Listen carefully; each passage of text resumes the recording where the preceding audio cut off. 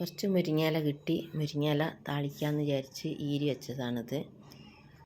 മൺചട്ടിയിലാണ് ഉണ്ടാക്കുന്നത്. മൺചട്ടി ചൂടായതിന് ശേഷം കുറച്ച് വെളിച്ചെണ്ണ ഒഴിച്ചെടുത്തു. വെളിച്ചെണ്ണ ചൂടായതിന് ശേഷം അതിലേക്ക് കടുക് ഇട്ട് കൊടുക്കുക. കടുക് ഇട്ട് കൊടുത്തതിന് ശേഷം കടുക് പൊട്ടിയതിന് ശേഷം കുറച്ച് പച്ചമുളകും ചുവന്ന ചെറിയ ഉള്ളിയും കൂടെ ചതച്ചതാണ്. പച്ചമുളകാണ് കിട്ടിയത്. ചീരാമുളക് ഇല്ലാത്തതുകൊണ്ട് പച്ചമുളകാണ് ചേർക്കുന്നത്. പച്ചമുളകും ഉള്ളിയും ചതച്ചതാണ് ഇട്ട് കൊടുത്ത് ഒന്ന് വഴറ്റിയതിന് ശേഷം നല്ലപോലെ മൂപ്പിച്ചതിന് ശേഷം അതിലേക്ക് കുറച്ച് മഞ്ഞൾപ്പൊടി എടുക്കണം.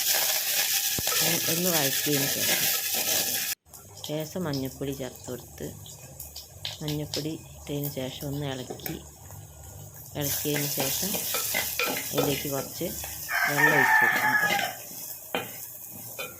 ഒരു ഗ്ലാസ് വെള്ളം ഒഴിച്ച് കൊടുത്ത് പിന്നെ ഒരു ഗ്ലാസ് വെള്ളം ഒഴിച്ചതിന് ശേഷം കുറച്ച് കുറവാണ്, ഒരു അര ഗ്ലാസും കൂടെ വെള്ളം ഒഴിച്ച് കൊടുത്ത്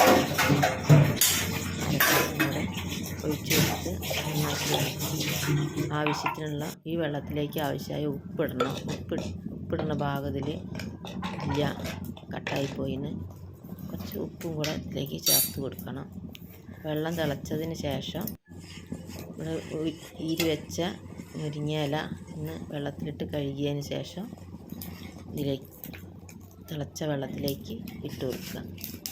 തിളച്ച വെള്ളത്തിലേക്ക് ഇട്ടതിന് ശേഷം ഇളക്കിയിട്ട് മൂടി വെക്കുക. നല്ലപോലെ ഒന്ന് ഇളക്കി മൂടി വെക്കുക. എന്നിട്ട് വേവിക്കുക. കുറച്ച് നേരം വെന്തതിന് ശേഷം എടുക്കുക. അപ്പം താളിച്ചത് റെഡി ആയിട്ടുണ്ട്.